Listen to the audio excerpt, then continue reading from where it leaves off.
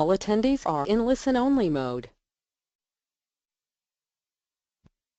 Good afternoon. I'm Liz Purnell, an Education and Training Specialist with the Institute of Child Nutrition. Welcome to the Team Up Thursdays webinar on Team Up for Best Practices in Increasing Participation and Menu Planning. The Institute of Child Nutrition, along with its Applied Research Division, has collaborated with USDA to develop Team Up for School Nutrition Success. Team Up is a unique learning experience designed to enhance the operation of school nutrition programs. It provides tailored technical assistance to programs that want to maintain a healthy environment and increase student meal participation. As a follow-up to the Team Up pilot workshop back in 2014, a monthly webinar series was launched. It serves as a platform to further enhance partnerships and to provide an opportunity for all school nutrition professionals to discuss issues and provide solutions and best practices used in districts in key areas. The ICN has created a website for all materials and resources specifically related to Team Up. You can find the information at www.theicn.org/teamup. Today's webinar will present a summary of best practices related to increasing participation and menu planning that have been shared during the last year's Team Up workshops across the country. You will also hear information on how to request a Team Up workshop in your state. I'm pleased to introduce our panelists today. First, we will hear from Becky Landis, who is the Food Service Operation Manager at Manchester Community Schools in Manchester, Indiana. She will be sharing ideas around increasing participation in school nutrition programs. Then Mapu Weiss will present on menu planning ideas. She is the Kitchen and Garden Director at Canyon Grove Academy in Pleasant Grove, Utah. Both of these ladies have served as lead mentors for several Team Up events this past year. And lastly, I will wrap up with information on how to request a Team Up workshop from ICN. So we'll go ahead and get started. Now, Becky, I'll turn it over to you.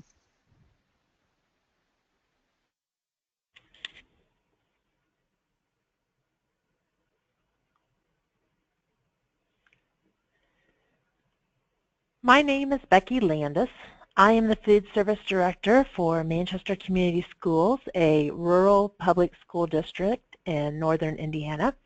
Last year I had the pleasure of being a mentor and presenter at the Midwest Regional Team Up. I was also a lead mentor in 5 state Team Ups. This presentation is based on some of the ideas, best practices, and tips that I heard. Taste testing is important if you want to know what your students like. Many times their palates are different than adults. Just because it is something that we as adults like does not mean that the students will love it. Many kids love to try new foods, especially if they know that their feedback influences what will be served in their cafeterias.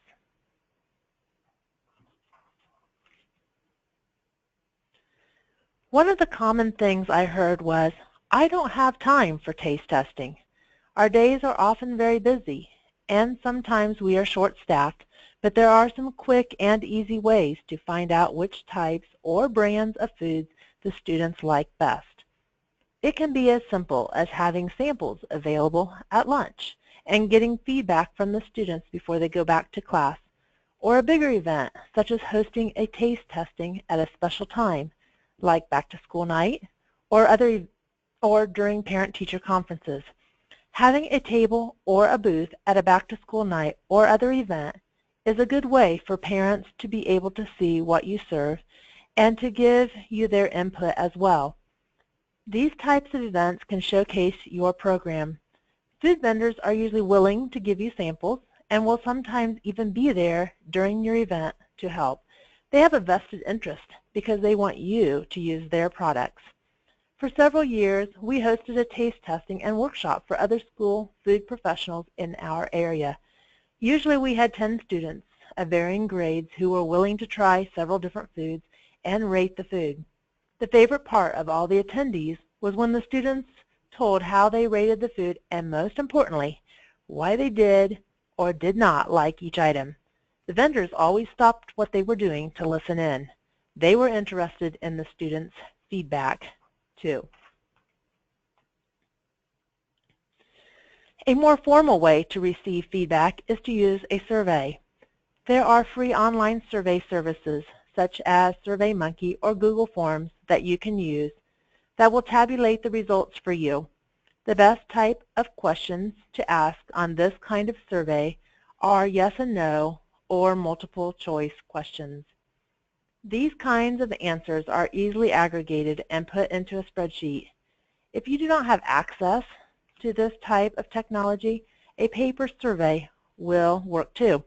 Don't forget the staff and parents when you're asking about the perceptions of your program. Their support for what you do will also influence the students to eat in your lunchrooms. The main thing is to listen to what your students are saying. Even if what they are asking is not possible, let them know you heard them. Be approachable. Build a rapport with them. After all, they are your customers. They can choose not to eat in your lunchroom. Sometimes it is hard not to be offended by their comments when we work so hard to provide a meal and we don't feel we are appreciated. But the thing to keep in mind is that we do have a common goal. We want them to eat in our lunchrooms, and they want to have meals they like and enjoy.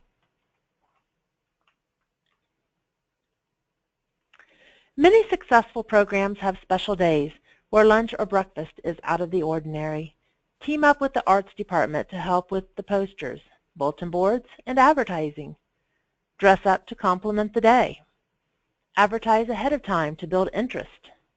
Invite your administrators, parents, community members, and media to join in the fun. We all have menus that we distribute in one form or another. This is a good way to let parents and students know what your program is doing. You can use icons to designate certain specialty items or rename menu items with names that reflect your school spirit. Providing the nutritional information not only lets those who need that data manage specific health issues, but also enables all students and their parents to be able to make food choices based on their lifestyles and needs.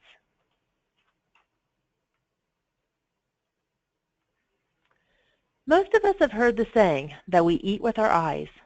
Sometimes we need to look at our food with new eyes. Pretend you are the customer and your lunchroom is a restaurant. Would you eat here? If the answer is no, then most likely the students will not want to eat here either.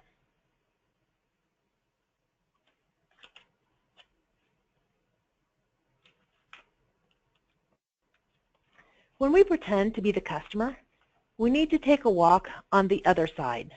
Look at our lunchrooms from our students' point of view. If we are serving elementary children, try to get down on their level so you can see what they see. Serving high school students? They are more likely to want choices on the menu and will compare those choices with the foods they eat when dining out. Does the food look good enough to eat, or do you have to take it just because it's required to make a reimbursable meal? Check out the link for Smarter Lunchrooms on the resource slide for ideas to improve eye appeal.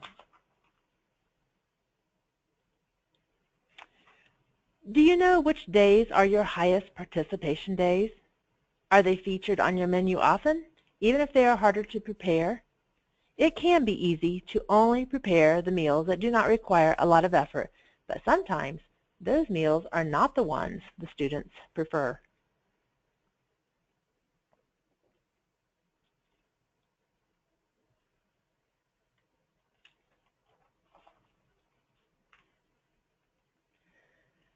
There is data that you can use to know exactly which days are more popular. Production records and point-of-sale reports are some of the excellent ways to collect this data. If you combine this knowledge with the cost of your food items, you will be able to make a more informed decision on how often you can feature those popular items on your menus and still be financially sound. Use these tools to help you know how to drive your participation higher by replacing the least liked menu items with those the students prefer. Farm to school. This is a growing trend and one I am passionate about. There are many reasons to use local foods when possible. From my own personal experience, fresh local food just tastes better. Produce lasts much longer when you receive it freshly picked. You know exactly where it came from if there's a problem with a particular food. And there are many other reasons to do this when you can. If you are from a rural district as I am, you probably already know that it is satisfying to help support your local community as well as serving great food to the students. Students like to know that the food you are serving came from a neighbor's farm or even possibly a relative's farm.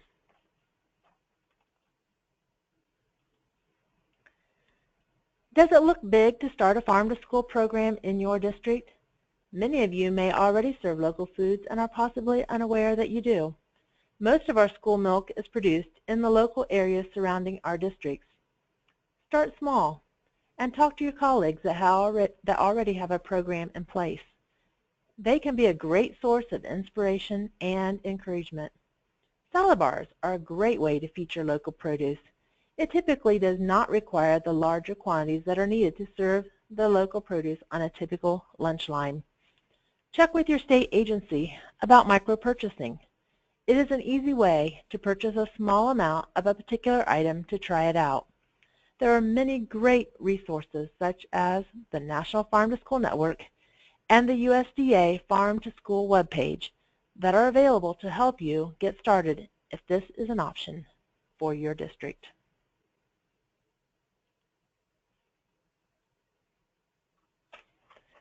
Here are 3 great resources to get you started with increasing your participation. The National Farm-to-School Network, the Institute of Child Nutrition's Focusing on the Customer, and the Smarter Lunchrooms movement. These links will take you directly to their websites. There are many other resources that are available beyond those that are listed. Talk to your colleagues and or your state agencies. They can direct you to other helpful resources. Check out the Institute of Child Nutrition and USD websites for more free resources and information.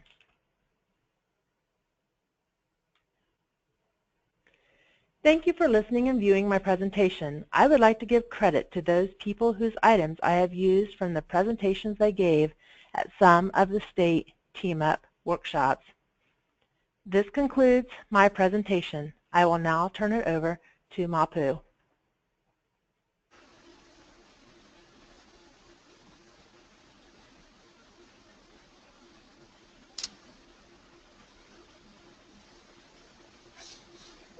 Aloha and good morning.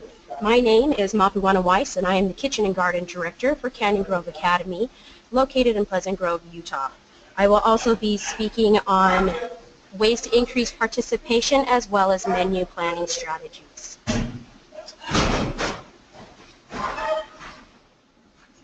When you're looking, first off, when you're beginning a program, do you know what the regulations are? Do you know the rules and regulations? Do you understand what we have to serve and what is counted as a reimbursable meal? If you do not have that information, the first thing I suggest you do is look up in the USDA and find those rules and regulations. If you're starting with a new menu, are you considering doing a cycle menu? Are you going to be creative every week, or are you going to do a 4-week cycle or a 6-week cycle? Instead of starting brand new, you can also contact your fellow schools or food representatives and ask them what are on their menus. Instead of creating the wheel, borrow from your neighbors, and everybody is usually willing to share. With the universal breakfast as a way to increase, try this way you can have everybody eat for free. What you want to do is try to get everybody, as many people as you can, to try your food and understand the wonderful, tasty, healthy foods that we serve every day.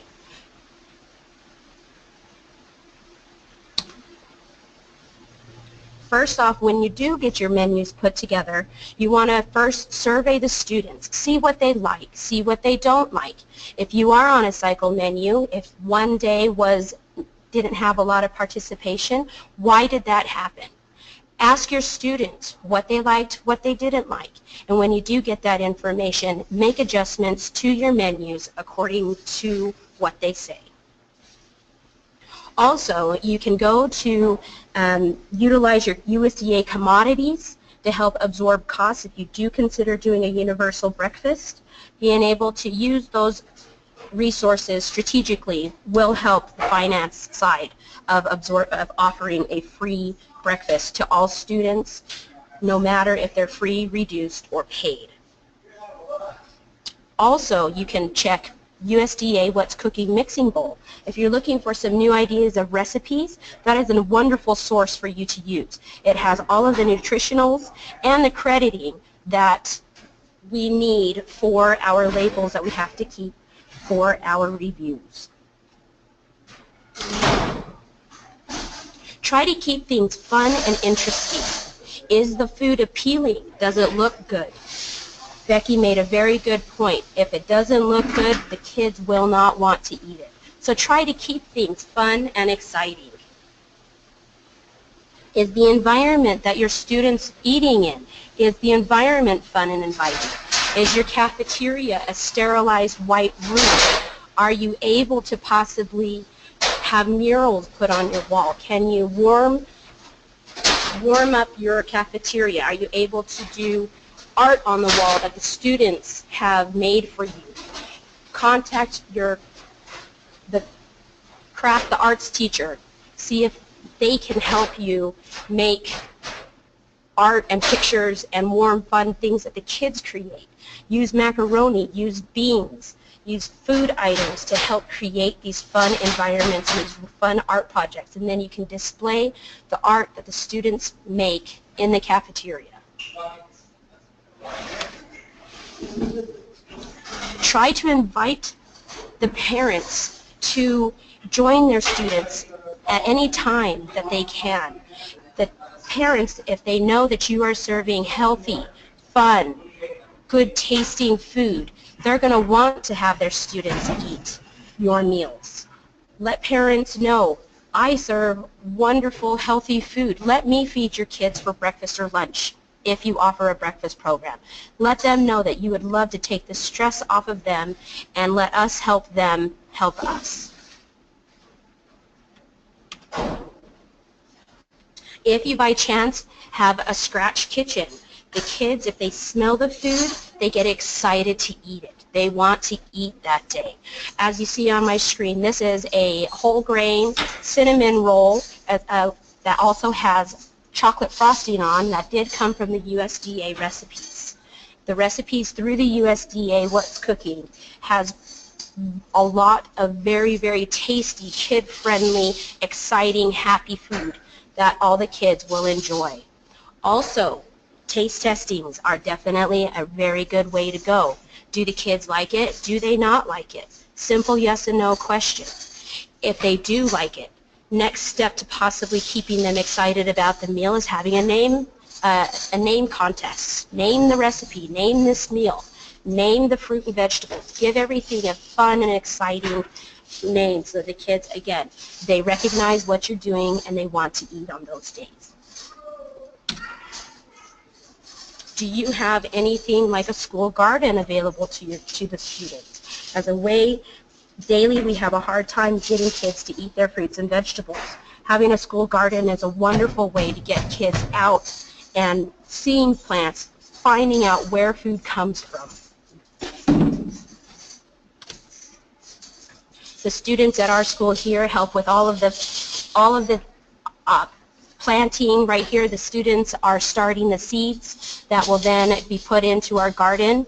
Student involvement is key.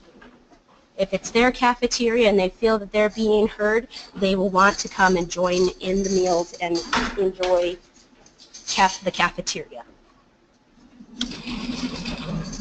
During the summer, while the garden is growing, keep contact on Facebook or any sort of school website, letting them know when you're going to be in the garden working so that they can have something to do with their students during the summer.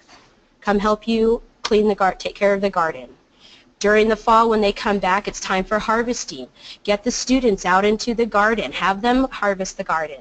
You can also, at this time, you can do taste testings of different fruits and vegetables. The kids don't know that they're learning because they're enjoying themselves.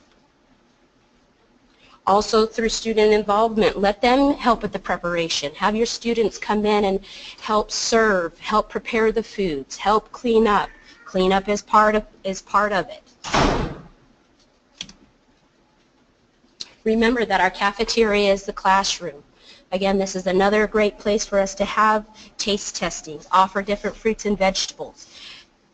The kids get excited about that. You might not be able to do the full cafeteria, but maybe concentrate on one grade at a time.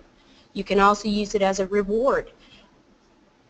If they have, if you have people come and they want to eat, and this class has the most people who ate, and they ate all of their food, then they get to win a taste testing with whomever your food manager is. Here, the kids were able to have fresh watermelon right out of the garden, and they were able, through service and food education, that is how they were able to win, coming out, working in the garden for this watermelon, and then tasting it fresh.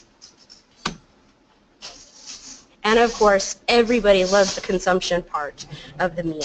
And if they see what you're cooking, and if they see that they grew it, they're going to want to come in and try it, and then take home that education to their parents and say, hey, guess what we did at school? And then we're taking the education that we're teaching them in the school, taking it home, and being able to have a full, everybody on the same page of eating healthy.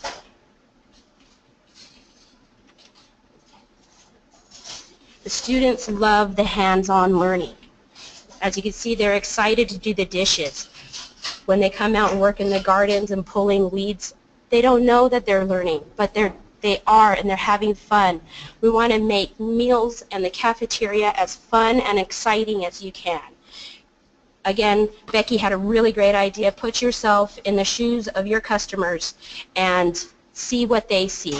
And if you don't like it, they probably don't like it, and let's make some changes and let's make them happy.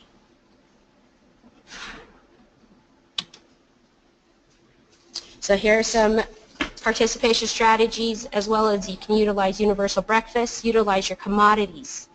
Are you offering a second chance breakfast? Do you have the ability to offer a second chance breakfast? The smarter lunchroom techniques, amazing. Encourage parents to eat with their students. Listen to the students. If they tell you that they don't like that bean, find another bean. Do samples until you find the bean that they like. Get the students involved, excited to participate. If you're cooking in the kitchen, make sure that it's lovely smells and everybody's going to want to eat, including the teachers. Students want to eat what they grow. And here are some resources if you're looking to start a school garden. Farm to School is a wonderful way to get grants to be able to do that. USDA is where you would need to go, again, to check if you don't know what rules and regulations we have in putting a menu together for a full reimbursable meal. Start there. Learn what you need to do. Don't recreate the wheel. Ask somebody else what they're doing in their menus. How are they on a cycle menu? Are they on a 4-week menu, 6-week menu? What's Cooking is, again, another resource that is specifically designed for recipes. Nutritionals and crediting is all with those recipes. If you do not have a computer program such as NutriSlice that does the nutritional analysis for your recipes, go through What's Cooking, and all that information will be there for you. SurveyMonkey is a great way to do surveys. You can also just as simply get students involved and have the student council go around with a clipboard. Did you like it? Did you not like it? Simple yes and no surveys. Again, have kids invited. Make your cafeteria as warm and fun as you can. Fill your school up with yummy smells. Everybody's going to come running to the cafeteria for lunch and for breakfast and lunch. Thank you very much. Back to Liz.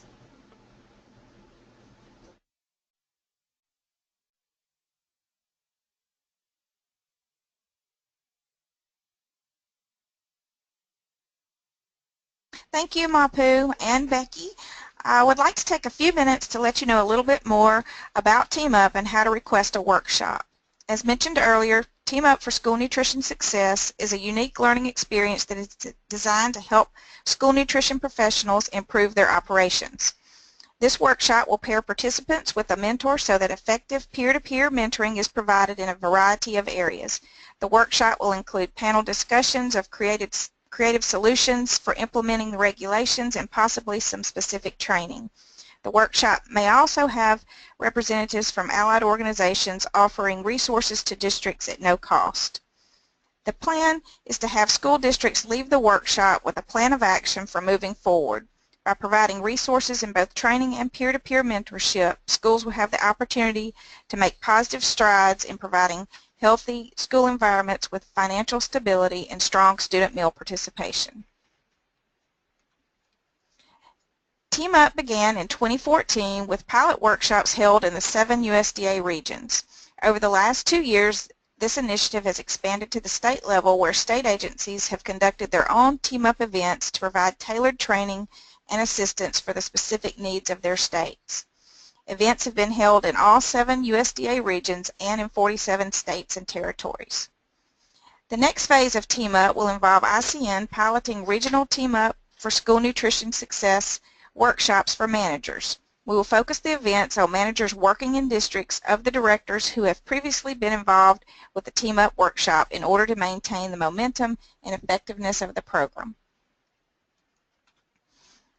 Team Up workshops for directors can be requested through the Team Up website at www.theicn.org/teamup and clicking on the Request Team Up workshop link on the right. State agencies and regional offices can request the workshop, and ICN will provide the materials and lead mentors free of charge, just like our regular trainings. Districts can also request the training if they are able to pull together a large enough group of at least 25 directors. The request form is very simple to complete. We will need contact information and a general idea of how many attendees you will likely have, the requested date of the event. We will also ask for some alternate dates in case we have any scheduling conflicts, and we will also need to know the location of your event. Please remember that ICN needs at least 8 weeks' notice for trainings. Team Up is a great fit for state conferences and meetings. You might want to consider Team Up as one of your pre-conference events. As a reminder, the facilitators, or as we call them in Team Up, lead mentors, will be provided at no cost along with the workbooks. States can also continue to conduct their own Team Up events without the assistance of ICN. Several states have already adapted the Team Up model for various trainings. It's all based on the needs of each individual state.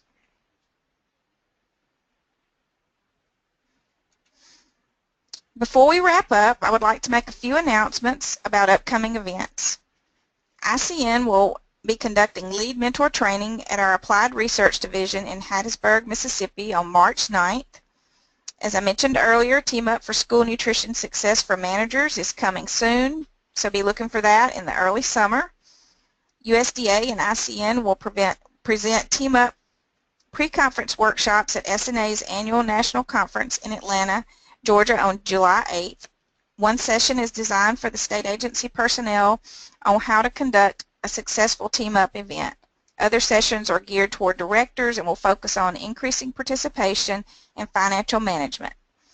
And space for these sessions is limited to 45 participants. Remember that all of the webinars are recorded and can be viewed on the Team Up for School Nutrition Success website at www.theicn.org/teamup. Snapshots of Team Up events are also available on the site. These provide a brief overview of what is happening at Team Ups across the country. This concludes our webinar. I would like to thank Becky and Mapu for sharing their expertise, and thanks again for listening to the Team Up Thursdays webinar, and have a great day.